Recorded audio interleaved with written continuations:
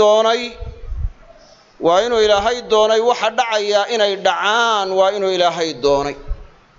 oo qadar ahaan u doonay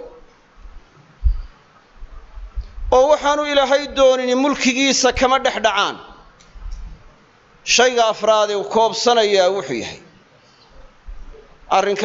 arrinka afraad ee uu koobsanayaa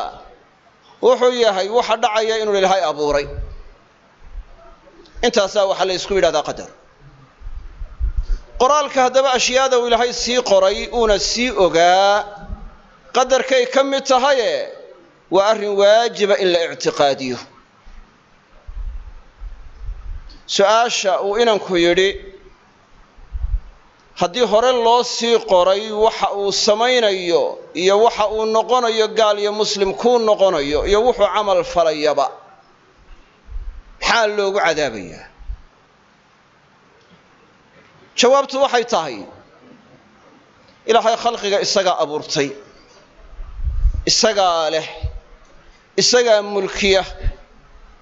isaga ayaa sharci u soo dejiyey waxbuu amray waxna waa ka reebay caqli ayuu siiyey dadka jinniga iyo insiga caqligaasay ku fakerayaan doonis bay leeyihiin wax ku kala dooranayaan oo waxa uu samaynayo nooc walba uu isagu dooranayo waxaynu kala garanaynaa wuxuu ruuxu khiyaarkiisa u samaynayo oo doorashadiisa iyo doonistiisa uu ku samaynayo iyo waxa idiraaran uga dhacaya khasab waxa ku ah oo aan markaa kantaroolkiisa ku dhicin khiyaarkiisana aanu ku dooran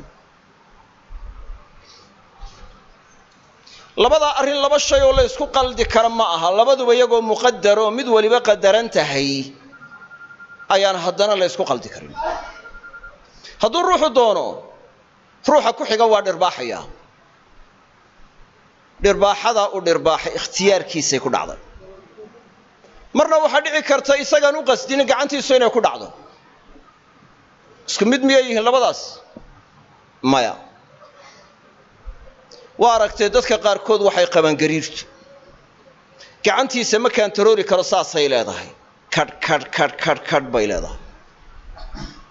war gacanta maxaad u ruxaysaa markaad ku tidhaahdo haddaad ku tidhaahdo gacanta maxaad u ruxaysaa wuxuu kuu qaadanaya inaad ku diganayso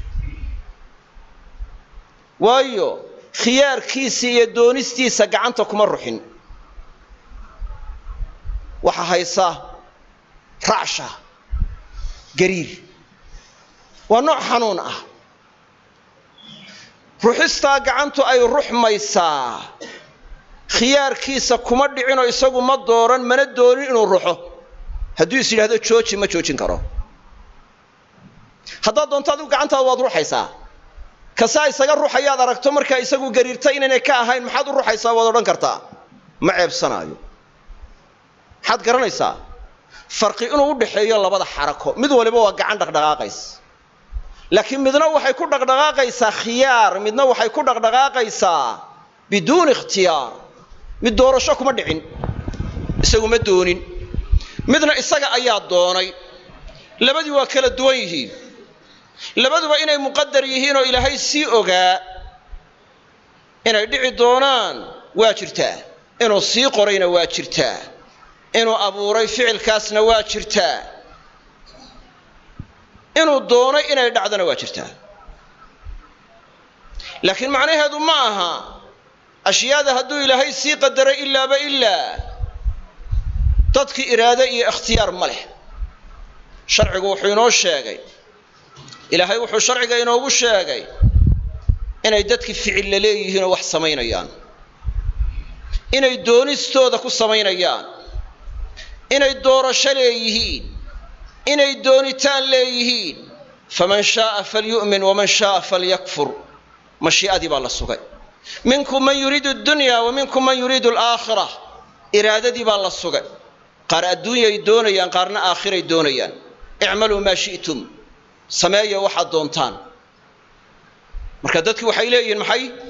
ficille xaqiiqiyay leeyihiin oo ay samaynayaan waxay leeyihiin doonitaan ay wax doonayaan waxay leeyihiin doorasho ay wax kala dooranayaan waxa la garanayaa ruux kastaaba uu garanayaa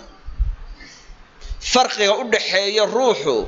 ficilka uu isagu doorashadiisa ku dhacay iyo dooritaankiisa iyo kaan ku dhicin labadii waa kala saaraya kama ay bareerku kala garanaya wixii markaa u dhacay doonitaan u dhacay inuu ruuxu marna ammaan ku yeelanayo marna dhaleecayn ku yeelanayo ayaa la garanaya mar cuquubu mudanaya ya dadka qaar kood waxay doonayaan inay qadarka xujaystaan qadarku laakiin xujo u noqon maayo wixii markaa macaasi iyo dunuub ah qadarka looma daliishado masaa'ibka qadarka waa la daliishadaa wixii musiibo ah laakiin wixii macaasi iyo dunuub ah qadar lama daliishado qadarkuna daliil u noqon maayo imka qaladka cid ku qaldantee ku gafto hadduu yiraahdo ilaahay baa qadaray ya waxaasina ay tahay wax markaa uu isagu u bareeray miyay dhaleecayntii iyo cuquubadii iyo damaankii midnaba ka baajinaysa ya kan qadarka daliishanaya haddii bab lagaga siiyo le ilaahay baa qadaraya muxuu odhanayaa ha cadhoonte muxuu yeelayaa dee waxay noqonaysaa inuu cadhoonaayo dadka qaar waxay doonayaan wixii xaqa ilaahay ku saabsan inay qadar ku duudsiyaan waxa la qadaray ma aha oo keliya khayrka iyo sharka wax walba waa la qadaray waxaad cunaysaa la qadaray waxaad kasbanaysaa la qadaray waxaad guursanaysaa la qadaray waxaad dhalaysaa la qadaray waxaad samaynaysaa la qadaray wax alla waxa dhacaya ya ilaa yawmi alqiyaama wa muqaddar waa wax qadaran ruuxi ma samaynayo intuu iska fadhiisto inuu yidhaahdo ma shaqaysanayo waayo risq inaan helayaa waa qadaran tahay idan maxaan isu daalinayaa maxaan u dhididayaa maxaan u rafaadayaa wixii lay qadaray ma waxaan ahayn baa ila kulmaya waan iska jiifaya waan iska joogayaa haddaan haraado biyaha soo darsan maayo haddaan gaajoodo cunto doonan maayo kasab ma raadsanayo guur ma raadsanayo haddana waxaan doonayaa inaan dhergo inaan wax cuno inaan ubad yeesho inaan janno galo wax walba inuu ka tago yidhaahdo lugiya gacan kala furi maayo dee wixii lay qadaray iseegi maayaan if iyo aakhiraba oo lugiya gacanaan kala furayaa ma jirto ruux sidaa samaynaya ma jiro laakiin wixii adduunyo ku saabsan wuxuu doonayaa inuu markaa la yimaado sameeyo hadday kasabkii tahay arsaaqdii tahay guurkii tahay ubadkii tahay waxaasoo dhan waa ku dadaalayaa marka xagga aakhirada loola kaco iyo diinta oo la yidhaahdo tuko ayuu odhan hadduu ilaahay ii qadaray ya dee waan tukanayaa haddii kale lama tukanayo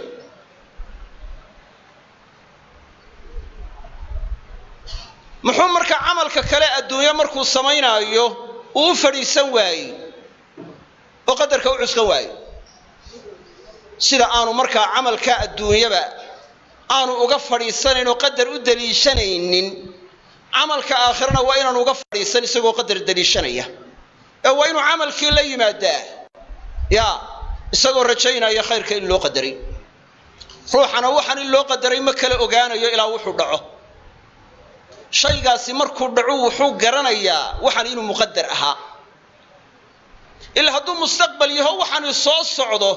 ma kala garanaayo ma waxa loo qadaray sidan inuu sameeyo mise sida kale inuu sameeyo laakiin markuu shaygu dhacaa waxa la kala garanayaa inuu kaasi muqaddar ahaa markaasaa la garanaya marka dee inta uu khayrka ka fadhiisanayo xumaanta u badheerayo xumaantii iska samaynayo salaad la'aantii la imanayo oo cibaadadii iyo khayrkii ka tagayo niyeysanayana in sidaa loo qadaray ha ku dadaalo ha isku dayo inuu khayrka iyo wanaagga la yimaado amarka sharciga qaato hana niyeysto in sidaa loo qadaray ha rajeeyo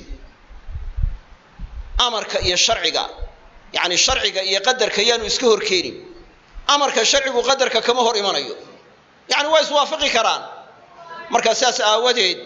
inuu markaa qadarkii u daliishado si uu sharcigu u buriyo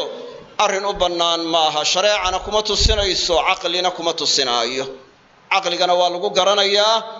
ficilka iraadada iyo ikhtiyaarka lagu samaynayo iyo doorashada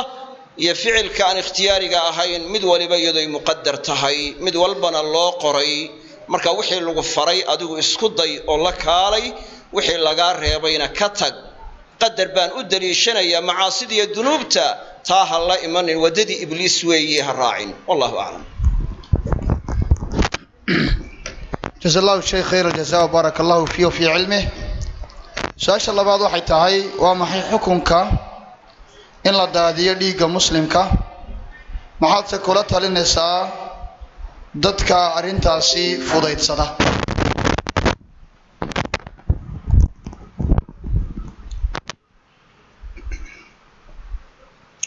jawaabtu waxay tahay dhiigga muslimku aad iyo aad buu adag yahay sharciguna waa adkeeyay waana garanaysaan sida loo adkeeyay sharcigu u adkeeyay dhiigga muslimka daadintiisa in xaq darro lagu daadiyo oo naar loogu goodiyo cid daadisa waa dambi kabaa'ir weyn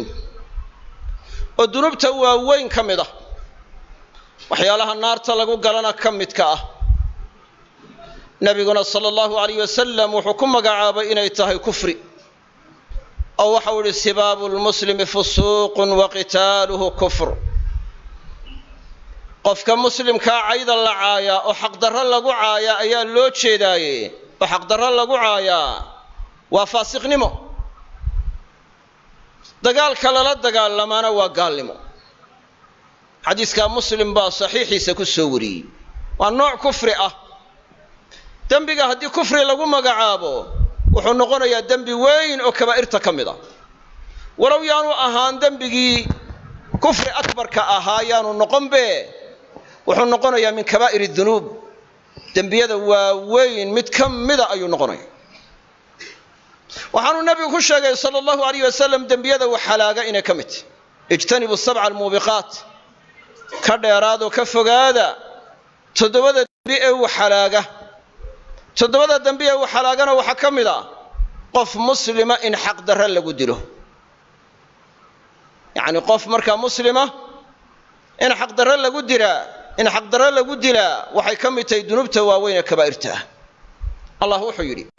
ومن يقتل مؤمنا متعمدا فجزاؤه جهنم خالدا فيها وغضب الله عليه ولعنه أعد له عذابا عظيما كوكستو ديلا قف مؤمن حال أبريرا يو أكسا يدله أبرير أدله أبا المرنتي سوى جهنم نارت جهنم أيو مركا أبا المرن نارت جهنم أبا المرن يدا أيان كواريا إلهينا وأعرضي عرض إلهي والشيء وين إلهي وأن عضلي وحانو أدياري عذاب وين أي أدياري شن الرنبا ليس قدرا فجزاء جهنم واك كواد أبا المرنتي سوى جهنم وأرنك كواد اللوغو قودي خالدا فيها إنو كواريانا وأرنك اللباد اللوغو قودي arrinka saddexaad waxa weeye waa inuu ilaahay u cadhooday arrinka marka afraad waa inuu ilaahay nacdalay arrinka shanaad waa inuu ilaahay u diyaariyay cadaab weyn intaasoo arrin dembiga la isugu daray cidda la timaad waxaad garanaysaa inuu yahay dembi aad iyo aad u weyn inuu yahay ayaad garanaysaa marka waa dembi cadiim waxa uu nabigu yidhi sallallahu alayhi wasallam xadiiskii jundub من استطاع أن لا يحال بينه وبين الجنة بملء كف من دم خراقه فليفعل كوكستو كريكرة إساقية شنادة إنا لغو كالتيدين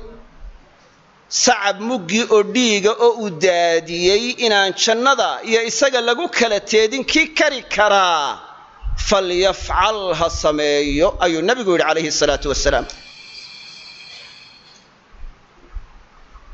وعكر النبي صلى الله عليه وسلم لزوال الدنيا أهون عند الله من قتل مؤمن الدنيا دردن وسوشوب بعضها أي إلهي أكتيس كلا سهلا قف مؤمنا أو حق در لقدره هذين نقطة الدنيا دون بعضها يقف مؤمنا إن حق در لقدره إلهي حكم كيسي الشرع كيسا وحد كسهلا إن الدنيا دون بعضها oo qofka muslimka aan xaq darre lagu dilin marka arrinka dhiigga ku saabsan aad baa loo adkeeyey wuxuu kaloo nabigu yidhi sallallahu alayhi wasallam laa yazaalu arrajulu fii fusxatin min diinihi maa lam yusib daman xaraama ninku kama suulayo diintiisa inuu ballaadh kaga sugan yahay intaanu dhiig xaaraana ku dhicin diintiisu waa u ballaadhantay laakiin dhiig xaaraana xaqdarro hadduu ugu dhaco diintiisii waxay ku noqonaysaa cidhiidhi ayay ku noqonaysaa sidaas aawadee aad iyo aad waa in laysaga jiraa waa in la iska ilaaliyaa dhiigga markaa dadka mu'miniinta ama dadka markaa muslimiinta dhiiggooda waa in la iska jiraa aakhiro iyadoo dhiig muslim aad markaa ku sugan tahay ama aad wadato dembigaasi kugu sugan yahay ilaahay ha la kulmin iska ilaaliyo ka fogow dhiigga mu'miniinta ama